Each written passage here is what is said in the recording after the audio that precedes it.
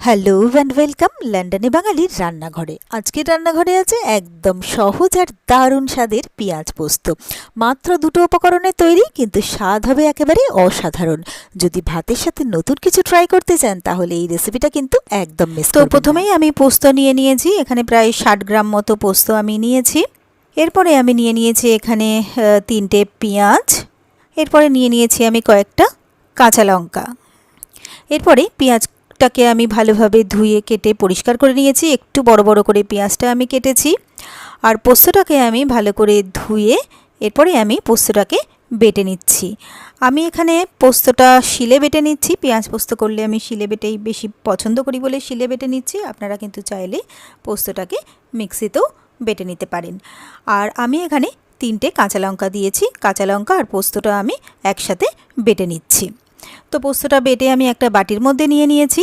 এরপরে আমি গ্যাসে বসিয়ে দিয়েছি একটা প্যানটা গরম হয়ে গেলে তাতে দিয়ে দিলাম আমি সর্ষের তেল।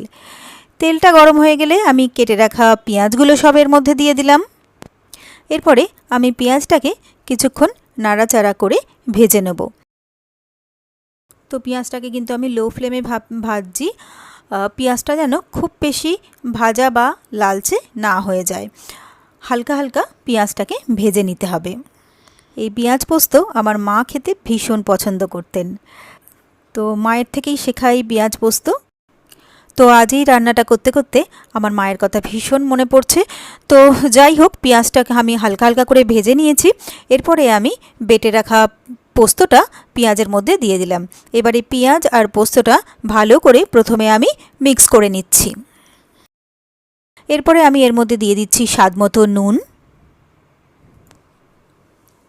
এরপরে নুনটাকেও ভালো করে মিশিয়ে নেব। নিয়ে আমি এটাকে লো ফ্লেমে নেড়ে চেড়ে রান্না করতে থাকব। এখানে আমি হলুদ ব্যবহার করলাম না। আপনারা চাইলে কিন্তু এখানে অল্প পরিমাণে হলুদ ব্যবহার করতে পারেন, কোনো অসুবিধা নেই। তো এবারে নেড়ে চেড়ে আমি এটাকে রান্না করে নিচ্ছি। ততক্ষণ পর্যন্ত রান্না করব যতক্ষণ না আমার এটা একটু শুকনো শুকনো মতো হয়ে আসছে। তো এটাকে লো ফ্লেমে নেড়ে চেড়ে কিন্তু সমানে রান্না করে যেতে হবে। আর এটা হতে কিন্তু খুব বেশিক্ষণ সময় লাগে না, ভীষণ অল্প সময়ের মধ্যেই কিন্তু এটা হয়ে যায়। কিন্তু আমার পেঁয়াজ পোস্তটা প্রায় হয়ে এসছে। এরপরে আমি এর মধ্যে দিয়ে দিচ্ছি 1 টেবিল চামচ কাঁচা সর্ষের তেল। কাঁচা সর্ষের তেলটা দিলে কিন্তু এর গন্ধটাও সুন্দর হয় আর খেতেও কিন্তু আরও টেস্টি হয়। তো এবারে তেলটাকে ভালোভাবে মিশিয়ে নিলেই কিন্তু পেঁয়াজ পোস্ত আমার একদম রেডি। এবারে আমি গ্যাসটাকে অফ করে দেবো। এরপরে আমি এখানে নিয়ে নিয়েছি একটা সার্ভিং বোল। এবারে আমি গরম গরম পেঁয়াজ পোস্ত সার্ভিং বোলে তুলে নিচ্ছি। আর গরম গরম ভাতের সাথে কিন্তু এই পেঁয়াজ পোস্ত খেতে অসাধারণ লাগে। তাহলে আপনারাও কিন্তু বাড়িতে বানিয়ে ফেলতে পারেন ঝটপট এই দুর্দান্ত স্বাদের রেসিপিটা। আর আমি গ্যারান্টি দিয়ে বলতে পারি ছোট থেকে বড় সকলেই এটা ভীষণ পছন্দ করবে। আর আমার রেসিপিগুলো কেমন লাগছে অবশ্যই কিন্তু কমেন্টস করে জানাবেন। ভিডিওগুলোতে লাইক করে প্লিজ আমার সাথে থাকবেন, পাশে থাকবেন।